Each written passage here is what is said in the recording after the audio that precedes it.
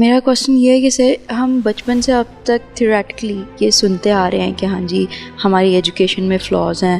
اور یہ ہیٹریڈ نہیں ہونا چاہیے، they should be bonding and peace and love and all that, لیکن what is the execution of it?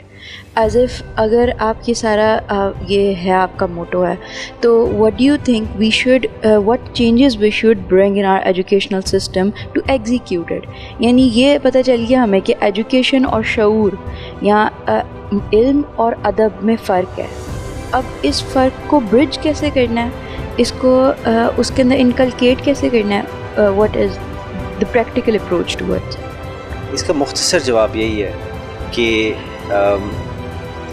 حضرت حسن بصری تھے نا رحمۃ اللہ علیہ، ان کو لوگوں نے کہا کہ جی آپ کے بارے میں فلانا یہ کہتا ہے، فلاں یہ کہتا ہے. انہوں نے کہا کہ حسن بصری کو یہ انہوں نے مشورہ دیا کہ آپ اس کا جواب کیوں نہیں دیتے؟ انہوں نے کہا کہ میں کیوں جواب دوں، میں دنیا میں آیا تو میں اکیلا ہوں، میں نے دنیا سے جانا ہے تو میں نے اکیلے جانا ہے، میں نے قبر میں ہونا ہے میں نے اکیلے ہونا ہے، اور میں نے اپنے اللہ کے آگے پیش ہو کر جب حساب دینا I am going to be alone, تو میں ان کو کیوں جواب دوں؟ تو میں نے آپ کی بات اس لیے سنائی ہے کہ آپ کا اپنی ایک پرسنل جرنی ہے. ایجوکیشن سسٹم بدلتے رہیں گے. یہ جو کرنٹ ایجوکیشن سسٹم ہے یہ پرشین ماڈل ہے، اور اس کی اگر تاریخ میں جائیں تو مختصر اتنا ہی میں کہہ دوں گا، this was actually made and designed, اور میرے پاس لاتعداد ریفرنسز ہے میں آپ کو دے سکتا ہوں کہ this was actually made to condition the minds of the students, تاکہ یہ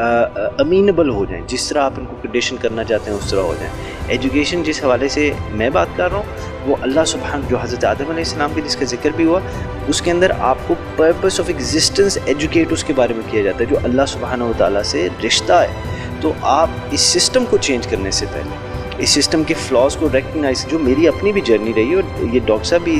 اس حوالے سے آپ بھی اس پہ روشنی فرمائیں گے کہ آپ کا اپنا ایک پرسنل ریلیشن شپ ہونا چاہیے اللہ کے ساتھ، اور جب تک وہ ریلیشن شپ مضبوط نہیں تو باقی ساری چیزیں ول فالو ہے، صرف وہ ریلیشن شپ رہتا ہے. اور اگر وہ ریلیشن شپ مضبوط ہے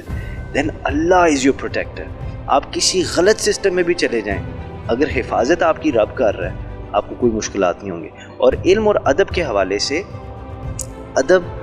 علم پڑھ کے اگر ادب نہیں آیا، پڑھ لکھ کے پی ایچ ڈی، ڈاکٹرز، وکیل سب کچھ بن کے بھی، ماسٹرز کر کے بھی